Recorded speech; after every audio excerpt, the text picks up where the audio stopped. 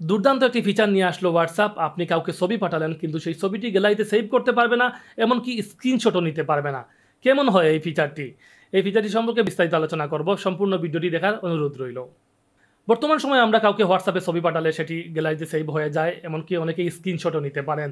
অনেকেই আবার কী করেন, ডিলিট এভরিওয়ানে ক্লিক করেন, যার কারণে তার গ্যালারি থেকে ছবিটি ডিলিট হয়ে যায়।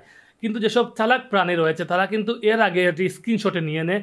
যদি আপনি এমন কোনো গুরুত্বপূর্ণ ছবি পাঠান যেটি তার প্রয়োজন কিন্তু আপনি চাচ্ছেন সেটি সে যেন রাখতে না পারে, আপনি এখান থেকে বসে ডিলিট এভরিওয়ানে ক্লিক করলেন, আপনি ভাবলেন সেটি ডিলিট হয়ে গিয়েছে, কিন্তু তার মধ্যে সে স্ক্রিনশটে নিয়ে রেখে দিয়েছে এবং পরবর্তী সময় আপনাকে ব্ল্যাকমেল করছে।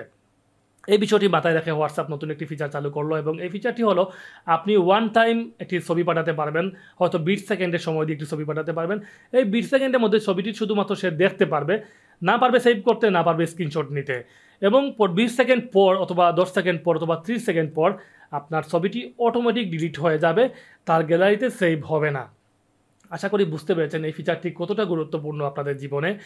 যারা ছবি আদান প্রদান করেন বা সবার জীবনে আপনি এমন একটি গুরুত্বপূর্ণ ছবি অথবা কোনো একটি মেসেজ আপনি পাঠালেন, আপনি চাচ্ছেন শুধুমাত্র মেসেজটি সে দেখুক, যাতে সে স্ক্রিনশট নিয়ে রাখতে পারে না অথবা কোনো ডকুমেন্ট হিসেবে সে রাখতে পারে না।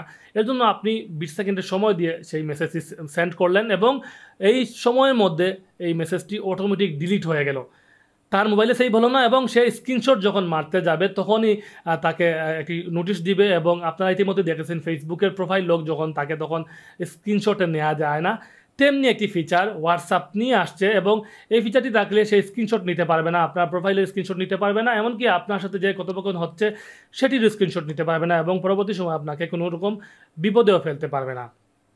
এই ফিচারটি আপনাদের কেমন লাগলো আশা করি কমেন্টে জানাবেন এবং এটি খুব শিগগির বাংলাদেশে আসতে যাচ্ছে। দেশের ওয়ার্ল্ডের বিভিন্ন দেশে এটি পরীক্ষামূলকভাবে কার্যক্রম চালু হয়েছে, বাংলাদেশেও যে কোনো সময় এটি চলে আসবে। সবাই ভালো থাকুন, সুস্থ থাকুন। যদি এই ভিডিওটি ভালো লাগে থাকে তাহলে অবশ্যই চ্যানেলটি সাবস্ক্রাইব করবেন, এই পেজটি ফলো করে পাশে থাকবেন। ধন্যবাদ সবাইকে।